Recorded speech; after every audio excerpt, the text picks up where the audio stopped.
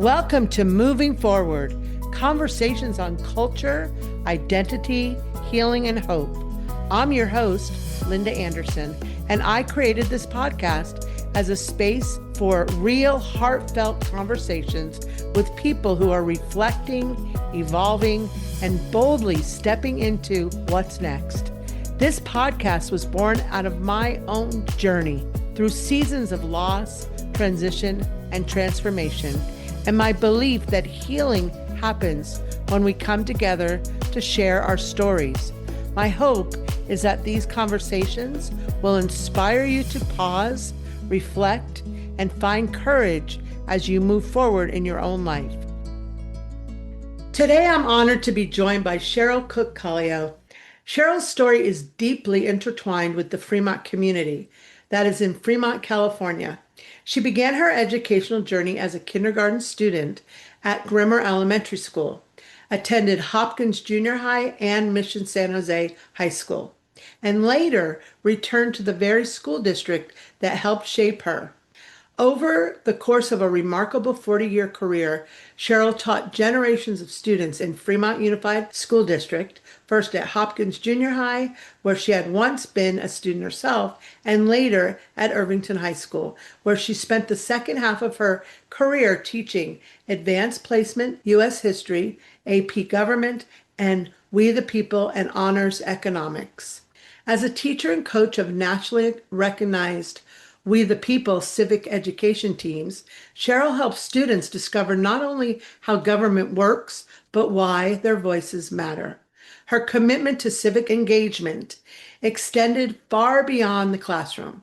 Cheryl has served as an elected official, is currently vice president of the Alameda County Office of Education Board, and continues to influence civic education across the state as California's We the People and Project Citizen coordinator. Through her career, Cheryl has championed a simple but powerful belief that education is essential to a healthy democracy and that preparing young people to participate thoughtfully in civic life is among the most important work we can do. This episode is being released as our nation celebrates its 250th anniversary, a fitting occasion for a conversation about the Constitution, civic responsibility, and the role education plays in sustaining a healthy democracy. Today, we'll explore the connections between education, democracy, leadership, public service, and hope, and discuss what it means to prepare the next generation, not only for success, but for citizenship. So Cheryl, I want to thank you so much for taking the time because of your busy schedule. I know the listeners just heard everything you're involved in. So thank you again for being a guest on Moving Forward. It is my pleasure, Linda. Thank you very much for asking me. I can talk about this all day long. I know you could. Okay, so Cheryl, before becoming a civic education leader, an elected official, and an educational board member, you spent nearly 4 decades teaching at Irvington High School. What first inspired you to become a teacher, and what kept you passionate about the profession throughout your career? Well, that's a really good question. And I would say that the things that you mentioned that seemed to come after my 40-year career really actually overlaid my career. And I was actually talking today to a former student about what the trajectory was. Because when you start being a teacher, you take whatever job that they give you, right? So teaching, I was teaching Spanish and English and history and, all that stuff. But my passion always was the Constitution, and it was always was, although I wouldn't have called it civic education at the time, but it was that kind of participation. And so he asked me today, and I thought, well, I'm going to share this today also, is that what really caused you to move in that direction? And it's the same thing, I think, is the same reason why teachers should do this kind of education interdisciplinary. I don't think civics really is something that should stand alone. I mean, I think it's good to have a civic education or government class as a senior, but this really should start in kindergarten. Because something a teacher says or something a teacher does, maybe it's a parent, maybe it's some other leader in their life, will say something that will cause people to move in this direction. And this was mine. So I always had an interest. I moved my last couple years of high school to live with my father in North Carolina, in a city that my family goes back to pre-revolution days. Some of my relatives never moved more than 5 miles from where they grew up.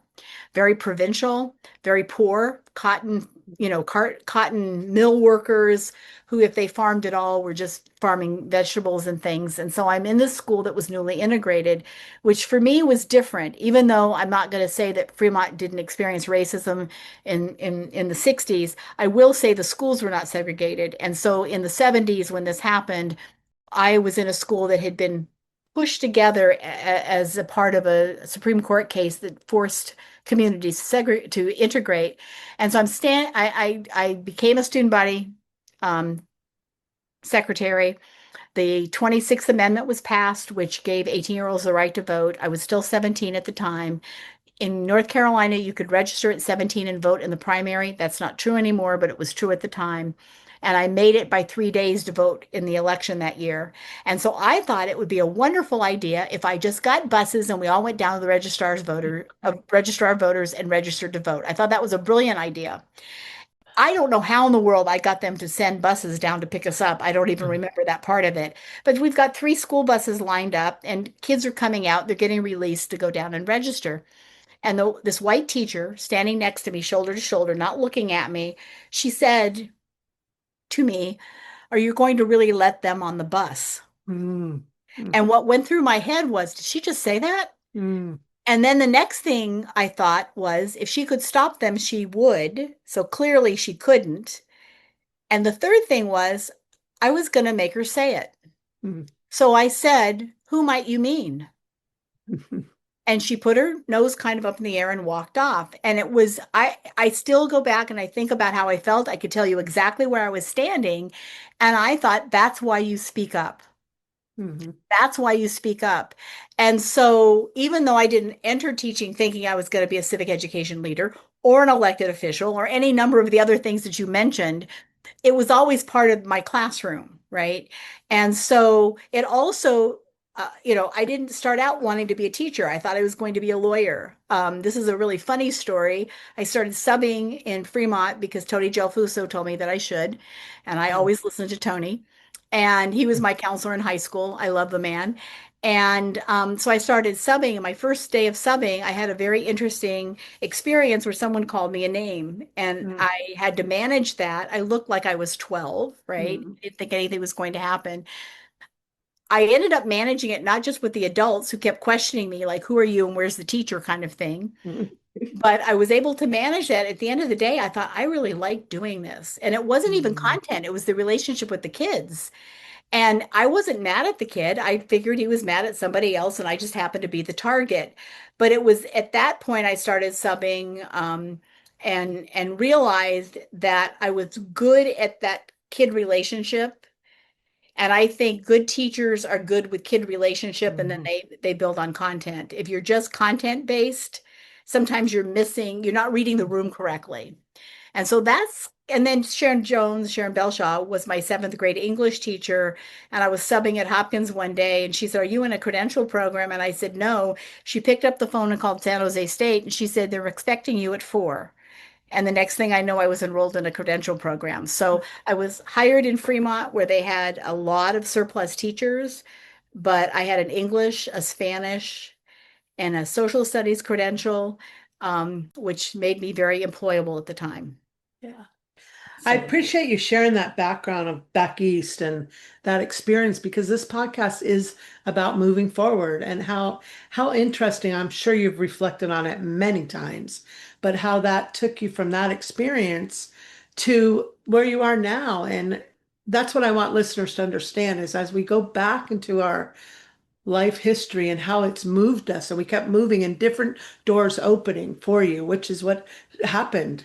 And I know you taught AP US History, AP Government, We the People, and Honors Economics while you were also coaching We the People, the competition team.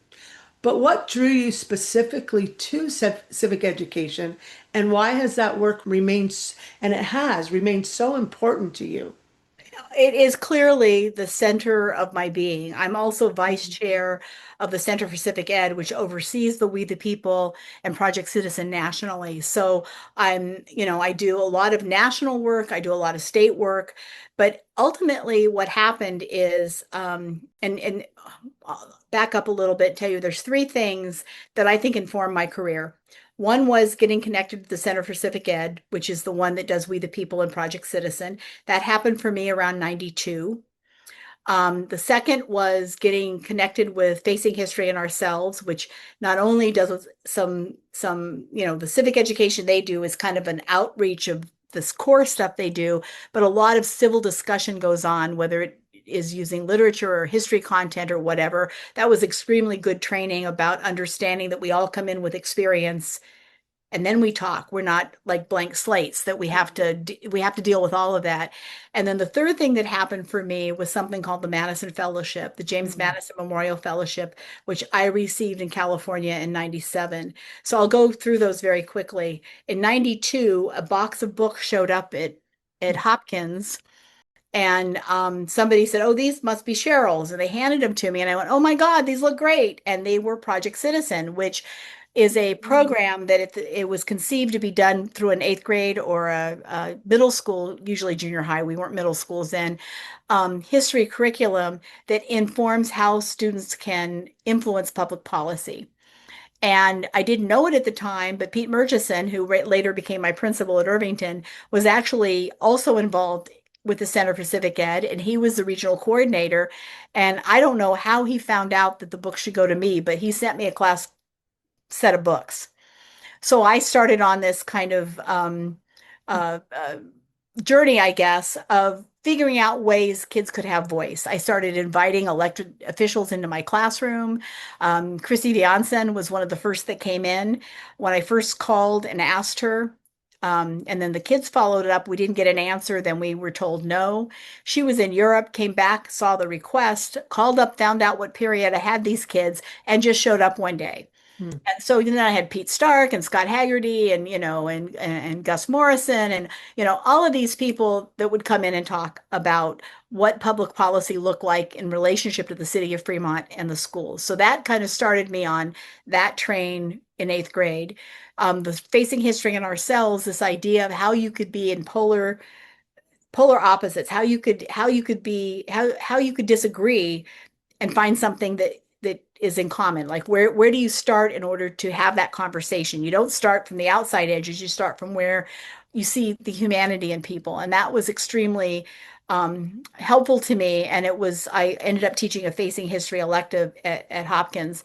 And then I got something in the mail, which I pulled out and I said, this has got my name all over it. Mhm. The thing that enthralled me about being a lawyer was the constitutionalism about it. It wasn't necessarily the law part.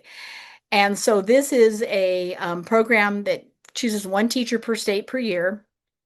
You apply, you get a boatload of money to get a master's degree in the Constitution, history, political science, or education with an emphasis on the Constitution. You spend a month in Georgetown learning from the foremost scholars in the country. And so I applied to that and was stunned when I got it. I mean, I literally burst into tears because I worked three jobs to get through college. So when kids used to say, well, you must have had a straight line. No, my line looked like this, like everybody else's. Mhm. And the fact that I could go to school and study something I loved, and somebody was paying for it. And then I said to my principal, I'm going to see if Sharon Jones will give me a partial sabbatical so I can study. He said, "You're out of your mind." I said, Mhm. "Well, you don't get something for which you don't ask." So I went in, and then Linda Garbarino, who was curriculum director at the time, said, "If you're not going to do that," I said, "We'll ask." Mhm. So I went in. Linda follows me in there. I've known Linda for years. She follows me in. I ask Sharon, and Sharon says, "Sure." And I Mhm. thought, I wish I'd asked for two periods, not one. And they gave it to me for 2 years. And so that gave me the ability to go to school full time and still teach. My Mhm. children were late middle school and high school at the time. I can remember my son saying when I said I had a paper due, he said, "Mom, you always have a paper due." But it was an absolute joy to be that kind of a learner as an Mhm. adult. And so we were having those boundary changes. You remember that kind of thing that we went through with Mission and Irvington. And Susan Walker Christensen, who was a psychologist, said to me, "What would you do if you weren't teaching eighth grade?" I teach high school, We the People. I just, Mm. that's what I do. And Pete happened to be 2 feet away. And about 2 weeks later, he said, "If I'm overstepping, tell me no. But I thought I heard you say this. Would you come to Irvington?" And that's how that happened. Wow. So it was he and I said to him, "Teaching what?" And he said, "Anything you want." And I went, "Oh, that's like not like the first day I taught for sure." Right. But yeah. So once I went to Irvington, and just real quickly, Irvington had this culture of already giving student voice. So Mm. the my way of teaching was a was welcomed in that environment, because I actually said when I went over to talk to the teachers, I said, excuse me, they said they weren't sure that they didn't they were asking me questions and they kept kind of letting me off the hook. I said, "Look, you need to ask me and I'm going to answer you honestly, but your question isn't whether I'm a good teacher and it's not whether I'm well qualified. We know that that's true. The question is, do I fit into the culture of Irvington? Because you don't want Mm. somebody who can't be collaborative with the department. That is your question at this point." And they went, and then they relaxed, because Right. I mean, I was clearly much more senior than they were. I mean, I didn't have to move. I was happy where I was.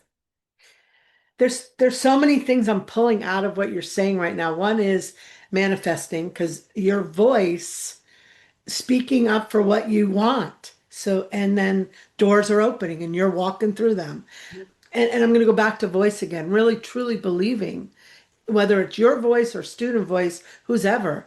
And then authenticity, you're a real person, you're being real, You. and Thank that you. people aren't going to have to play a game with you. So I It, appreciate it, all those. I hope the listeners hear that because that is how you move forward. And you did, and you are and I still. appreciate that because I taught there about 10 years after I went there. And Mm, so I taught mm, with my favorite teacher of all time and had to learn to call him Bob. hmm. I ended up being his department chair. Many of the people that were at the school were people that taught me, taught my sister. Mm, And so there was a real culture there. My husband taught there. mm. And at the end of the day, that's the thing I want people to know. Sometimes walking through that door is hard. Yeah. And at one point, one of the things that caused me to say, I'm going to do it. I mean, I was leaning toward it, but I'm going, do I really want to, have to do something totally new? Yes, I think so. But somebody had said something about the reason that we should separate from Irvington, because there was a whole thing about Mission San Jose district separating because, we didn't want to have those kids. I don't know. I mean, I thought it Mm, was yeah. I thought it had a whole element of economic discrimination, racism. Right. And the woman said to me, "You don't understand. I have a house here. It's about my home value." And I said, "I have a house here too." My mother had just passed. I said, right down the street. And I said, "I never want to be in a position where I think that the quality of education a student receives is dependent on the value of where they live." And that's the thing that I went, this is a chance for me who is fairly well known and Mhm. hopefully well respected to put my money where my mouth is. And that's one of the reasons that was that was the thing that pushed me over. And you definitely have done that too. And it leads to this next question, though, that, we're celebrating our nation's 250th anniversary. But I want to ask you, though, we're focusing Fremont and schools there, but I want to ask you, with all your experience in education, with civic education, Constitution, so on, what do you wish that every American understood about the Constitution and why it still matters today? Wow. First of all, it's not, I remember Sandra Day O'Connor, who by the way held my hand once, which, Oh. Yeah, it was amazing. But I was on the iCivics advisory board, and we were at the Supreme Court, and she picked up a copy of the Constitution, and she's done this a number of times. I've seen tapes of her speaking where she said everybody should read this. It's not very long, and then you would also see oh a number of Supreme Court justices have said that, but it is not a very long document. And there are plenty of books that will kind of explain to you how it's been interpreted over time, that you understand why those interpretations have changed. Because, it's not stagnant because our society is not stagnant. So I think that what I want people to understand is the structure is there to make sure that no one particular group of people garner too much power. And Mm, that means government, so Congress, the executive, the judiciary. That means any group of people, lobbyists, corporations, people that are members of a certain demographic. There are in it checks and balances to balance the needs of everybody in this country. And if you talk to people in Pennsylvania, which I did with a group of kids doing a CNN project, I said, you're very different than we are. Almost every measure during this election period, we were on the opposite ends. Yet, your parents want you to have choices.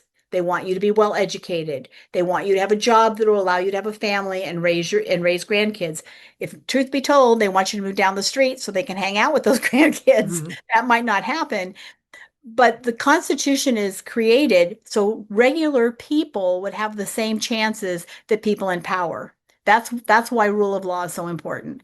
And so when you say due process and somebody says to me, "Well, we don't want criminals in this country." Clearly we don't.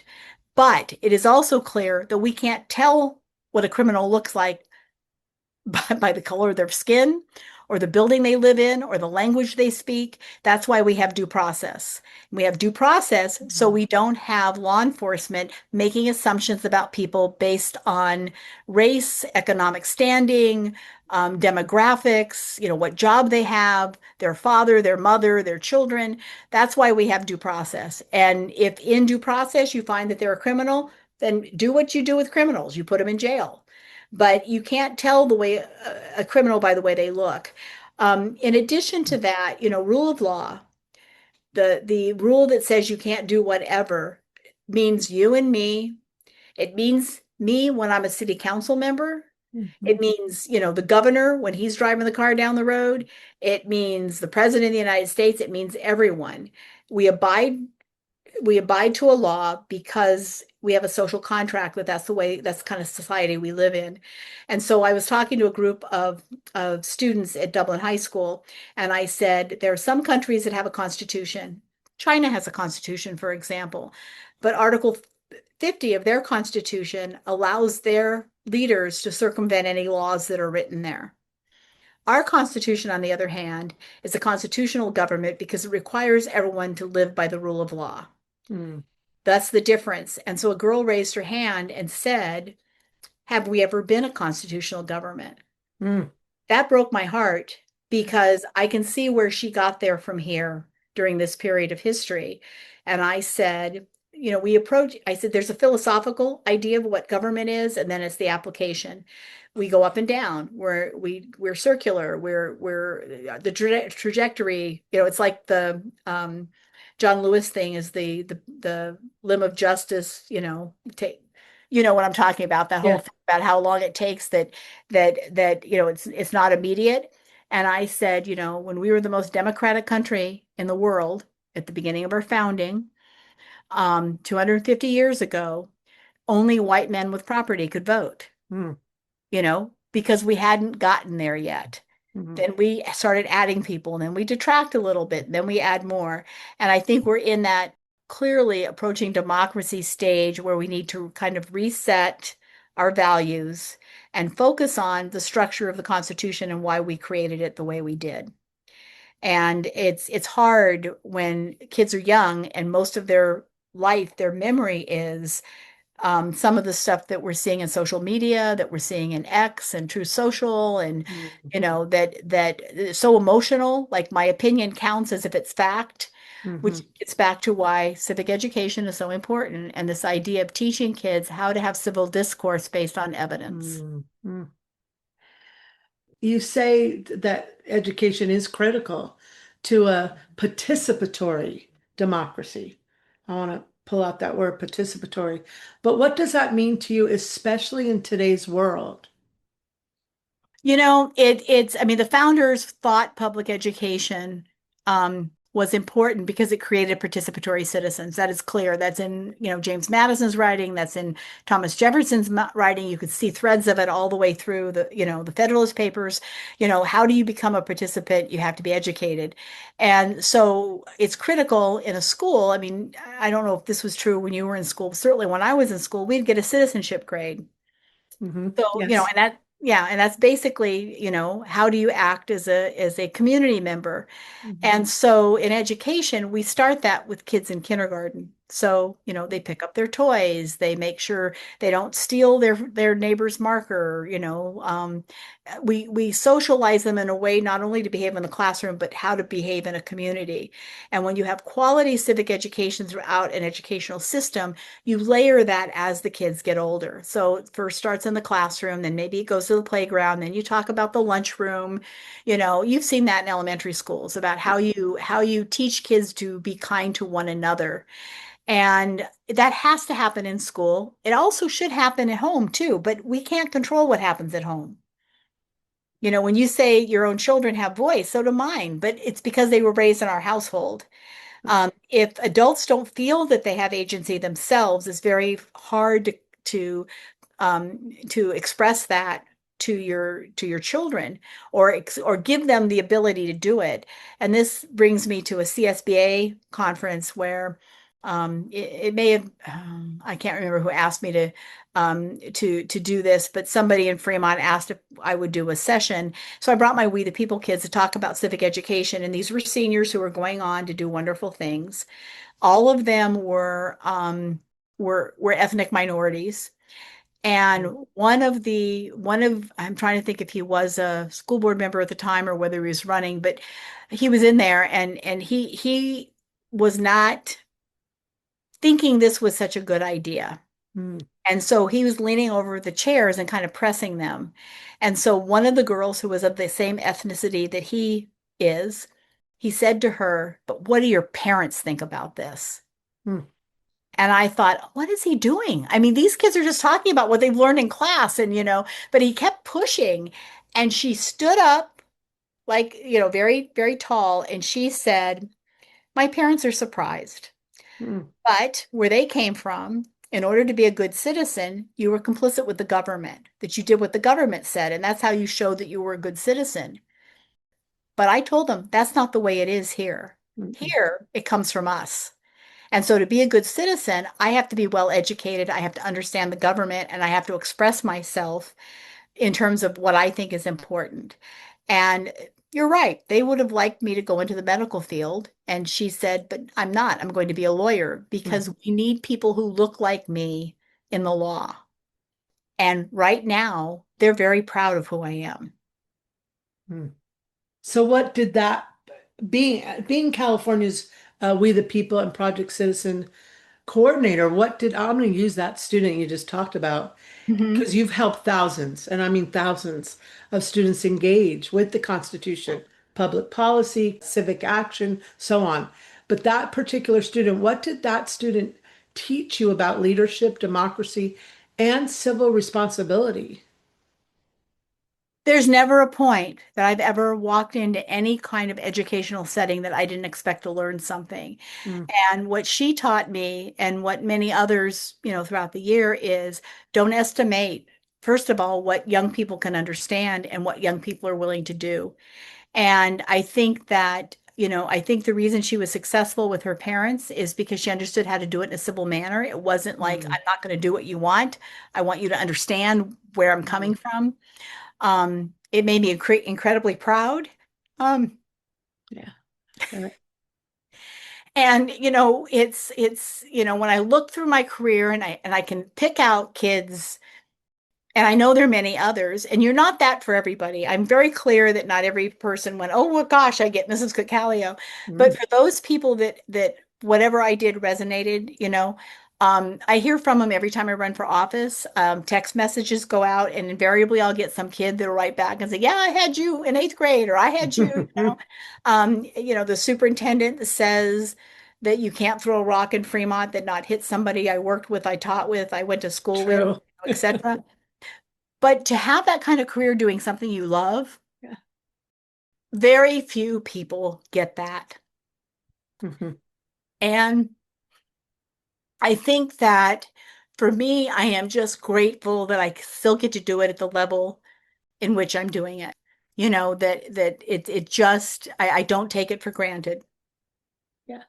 I want to pull out the two words you used for that particular student, which is civil manners. And I think that's what all this work you're doing, it is about that.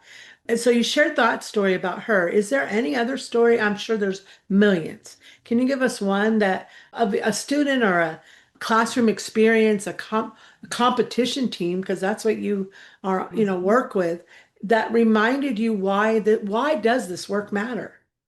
Well, yes, and there's many, but this is the one that comes to mind, and I'm not even sure I can do this without crying. But I had a student who made the team, brilliant kid. I was really looking for kids who were willing to put in the time, and she made the team, and actually was the team that went on to nationals. So they're very accomplished. But early on, she was being flaky. The kids were upset because she wasn't showing up for meetings, and she'd say she'd be there and she wouldn't.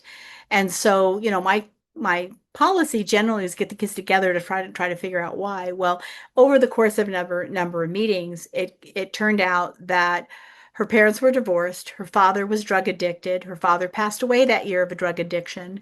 Her mother would tell her she was driving her places and leave her standing out in the rain, and she didn't want to tell anybody why she wasn't making it. Hmm. And yet she would come in with have all the work done. Like she was doing the work, but she wasn't doing the practicing. As soon as the kids figured it out, they immediately started without just saying, "We're going to do a carpool for you." Instead, they just said, I'm leaving at such and such. Can I pick you up?" And so they started handling it that way. Kids would come in from McDonald's at lunch and they'd say, "There was a 2 for 1. I don't can't eat this hamburger. Anybody can eat it."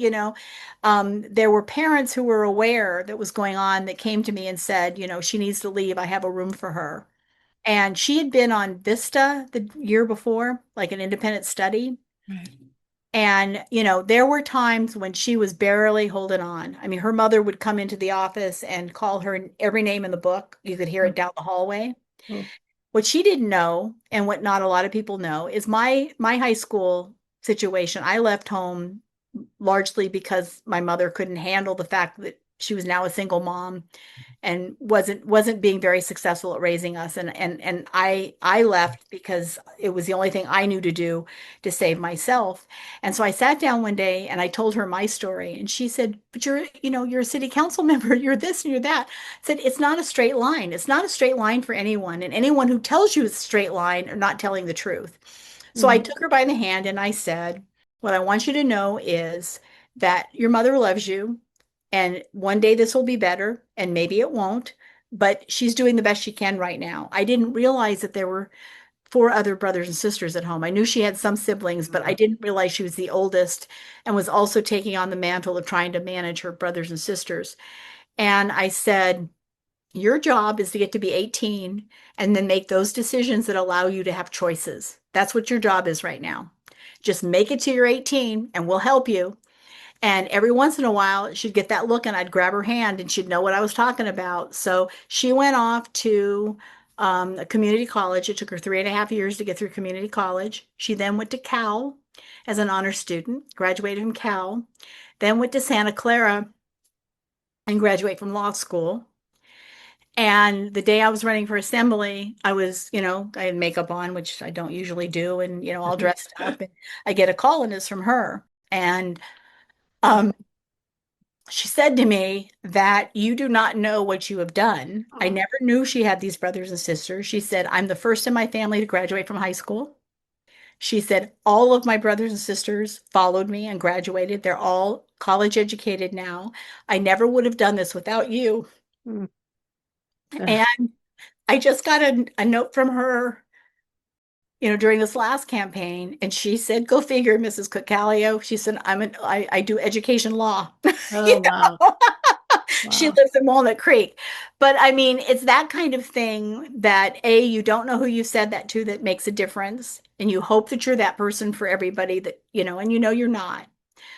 But those are the kinds of things when I realize that even when I'm the most frustrated with, you know, my elected job, with my civic ed job, with dealing with kids, and that I still had another 10 or 11 years before I retired after that. But I realized that it's worth it. It's worth it to save those kids. It's worth it to give them a path out, which has served me very well as a county board member, because as you know, what we deal with is alternative ed. Hmm. Right. And since I've been in office, because we also have a new superintendent, not new anymore, but one of the things she's done is up the level of the opportunities for kids that are in alternative ed at the county level. And you know this to be true. There was a period of time that we would die before we'd send a kid to a county school. Hmm. Right now, it may be the best place for some kids. We had a kid in juvenile justice, a lifer, who is in till he's 23, which means he's done something horrible. We don't know what that is, who just graduated from Cal. We've got 7 or 8 that are in 4-year colleges right now. We have our our teen parenting classes are dual enrolled in child development classes at community college as well as other classes. We have credit recovery that we've continued for adults even after we have funding. If the kid isn't done, we keep working with them. I mean, they're worth it. They're worth it. They're worth having an adult say to them, "You're worth it." Hmm. And we have a path for you, and we don't care how long it's going to take you to get there. We'll be there with you. You've mentioned this a couple times about it's not a straight line, and I really hope listeners hear that because it's not. And I Hmm. hope listeners go back to their own journey. I don't think there's one person ever that has walked a straight line. Hmm. Nobody. Hmm. But what you've mentioned a lot of too, and I'm hoping people grab onto this, is there were many, not just for you, but for the students you're talking about and others, doors open. Then you have to believe, okay, I'm going to go Hmm. through them. Right. Let's see what happens. So I want to pull all that out because you're really hitting, you're talking about some strong points that we all need to hear. Whether you're a student, an adult, a younger child, Hmm. it's so true about life. You're gonna hit walls. It's gonna happen. It does. But being civically minded and so on, just keep moving forward. So I thank you for saying that. I want to ask you, I'm going to switch a little bit to your leadership roles that you're in now too. So yes, you've served as a teacher, a civic educator, elected official on the Alameda County Office Education Board. So all those roles, how did they influence one another into your approach to leadership and policy making? Well, first of all, you don't have to be an elected person to make policy. And so that part of it, I've always pushed for particular policies.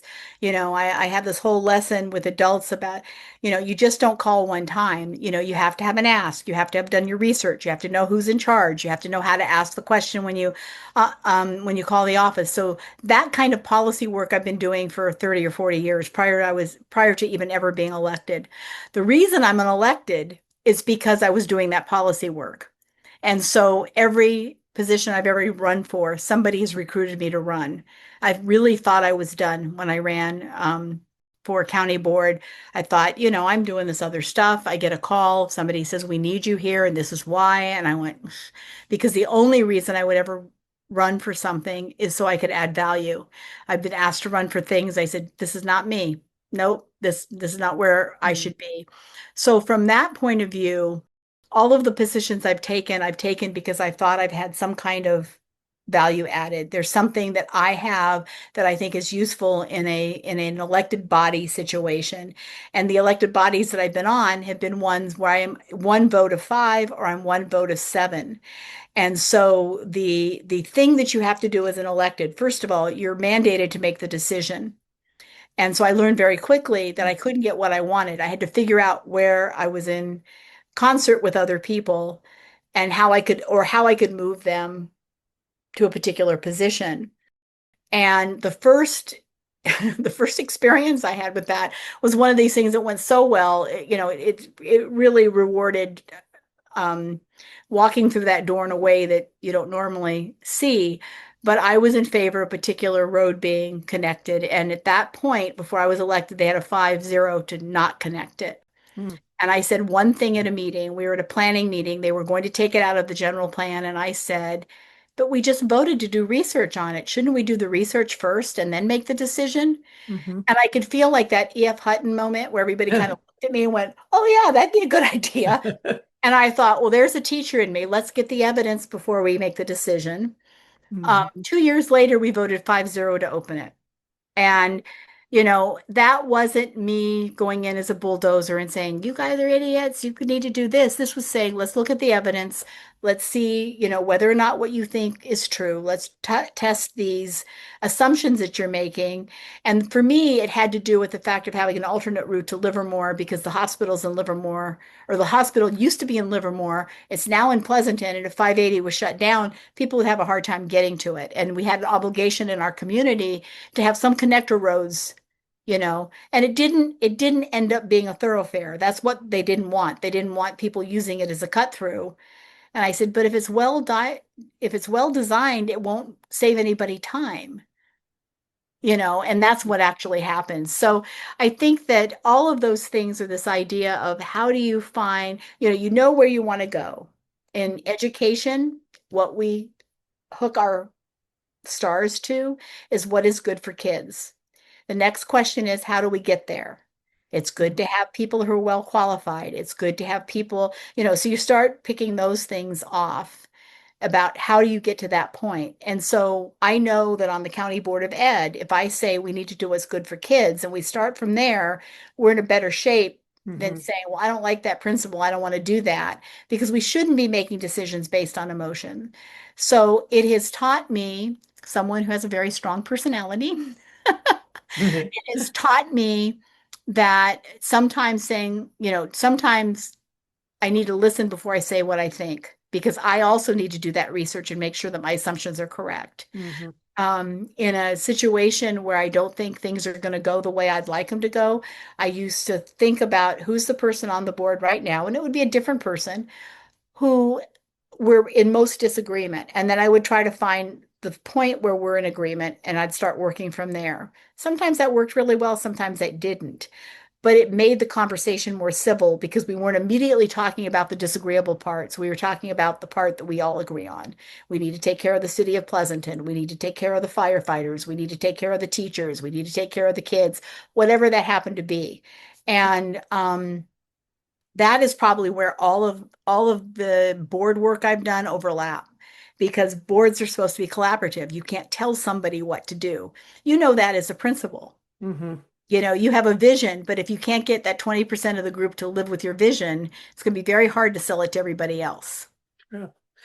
My head is a lot on the youth right now and has been for the last couple months of where are we going? What are we doing to help? And as we are in our 250th year of history, what gives you hope about the future of civic engagement and democracy in America?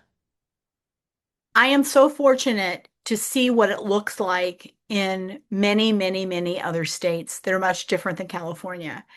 And the kids are amazing. I mean, the state competition, excuse me, the national competition this year had 48 teams from all across the country. And I went in and visited, I tried to go in and visit, states I wasn't as familiar with. And these teachers are doing an amazing job. And they're doing an amazing job with underserved communities, with rural communities. I mean, in California, the pattern has been that it's become a very exclusive class. I'm not quite sure how that ended up happening, but really the concept of We the People was that it would be taught throughout the school in the curriculum, and then whoever's the best team from that school would go on. And we're now seeing some schools pick that up. Tennyson High in Hayward does it that way. Monterey does it that way. But we're seeing it all across the country in very affluent areas where they have every advantage you could possibly see, to very rural areas where, they're going home from school every day, taking care of their horse and milking the cow. And the fact that they can sit in a room, more importantly, at the dance, you would see these kids come in clearly with, red on and a hat, and you'd see the kids, from blue states coming in, kind of identifying themselves. They were all in the same room dancing with each other. They were all in the same room having conversations about the Constitution in ways that were intelligent and respectful and curious about, how does this affect your community compared to how it affects mine? Mm, And so what gives me hope, I wear my I love the Constitution t-shirt around all the time. And, I did have somebody in an airport walk by me and say to me, do you feel safe in that? mm, And it caused my heart to drop. mhm, But I said to him, of course I do, because I do. And I think that ultimately we will see a correction. I don't mean that people have to agree with one another, but I do think that either we do, or we're not going to be successful.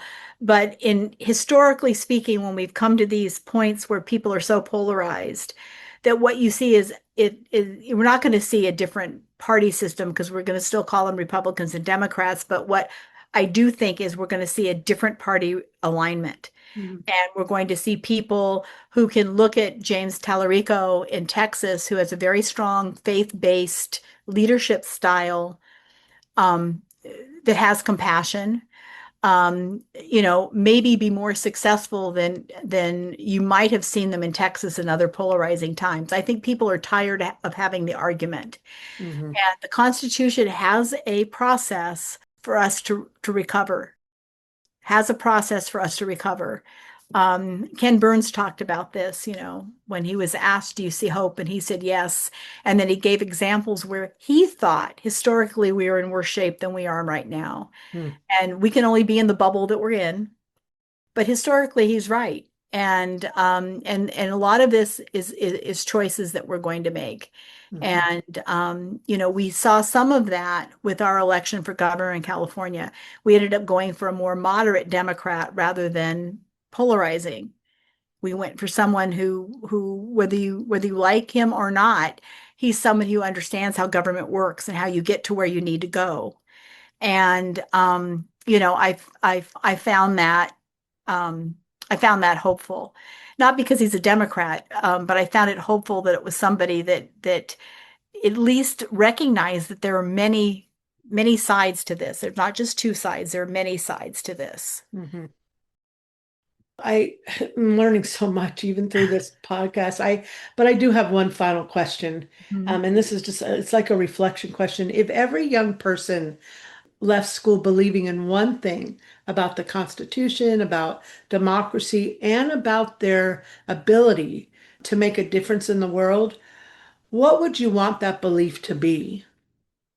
That they're seen, Mm, that when they say something, somebody sees them, that when they call City Hall, or when they tell a teacher something's wrong, or they go to their principal, or they go to their community, that they're seen, that their experience has value, and that it's part of the whole. It's not different from, it's part of the whole. And you know, when we see a disconnect, it's because people don't think that they're seen. They don't think that mm. the Constitution is for them. And that crushes me. I know that was the last question, but I just want to say this, that you allowed that to, meaning you allowed people to be seen, and that's why so many come back to you and say what you've done for them. And that's what needs to happen is we need to help the youth be seen. So, Cheryl, I cannot thank you enough for joining me today and for sharing your wisdom, your experience, and you have such a lifelong commitment to education, civic engagement, and public service. It just keeps going. And so as we are celebrating the 250th anniversary of our nation, this conversation, it reminds us that Democracy depends on informed citizens, meaningful dialogue, and you've talked about that quite a bit, and a willingness to participate in shaping the future. And you have done that. And you've encouraged me even more so to keep doing that. And I was especially inspired by your belief that every student does have the capacity to make a difference, and that civic engagement begins when people recognize that their voice matters. You said that a couple times. Mhm. To everybody, as we reflect on the 250 years of our nation's history, may we also reflect on our role in shaping its future. Democracy is not simply something we celebrate, it's something we participate in. Please let Cheryl's words resonate through you.